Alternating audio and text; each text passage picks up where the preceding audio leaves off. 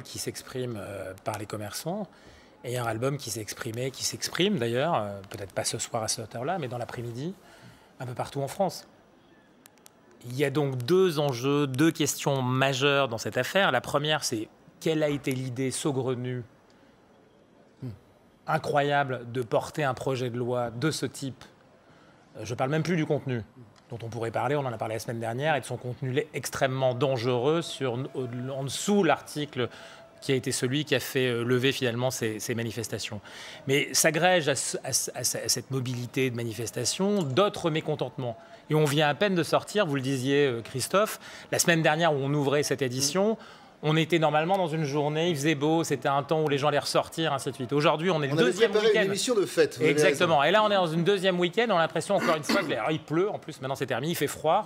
Et donc, on rajoute cette affaire. Et puis après, à l'intérieur, une fois qu'on a dit ça, c'est l'erreur politique. Pourquoi fait-on ça maintenant ?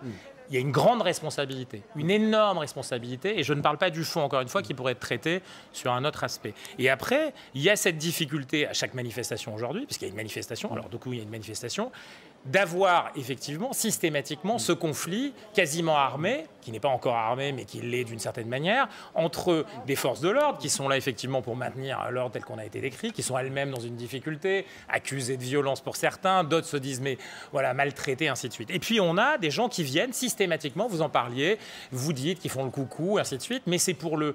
Combien d'épisodes, combien de samedis de Gilets jaunes, et combien va-t-on avoir de samedis de ce type ? C'est-à-dire qu'en gros, on a aujourd'hui non plus la question du premier sujet, qui est un sujet majeur, pourquoi cette loi, et qu'est-ce qu'il y a dans cette loi, mais on a le commentaire d'un match de violence dans les rues parisiennes, dans les rues nantaises, dans d'autres rues de ce pays, et on a le sentiment en plus qu'on va avoir une saison. C'est-à-dire qu'en plus, on a l'impression que ça ne va pas s'arrêter. Donc, il y a deux questions. La première est politique. Qu'est-ce que c'est cette histoire d'un projet à ce moment-là ? On a besoin de paix dans un contexte de crise, encore une fois, sanitaire, de crise économique, de crise sociale. On en parlait de crise psychologique. Et de l'autre côté, on a systématiquement un match qui se déroule entre des gens qui viennent jouer le jeu de la violence avec des acteurs qui sont eux-mêmes des acteurs spécialisés de la violence et policiers. Ouais, alors moi,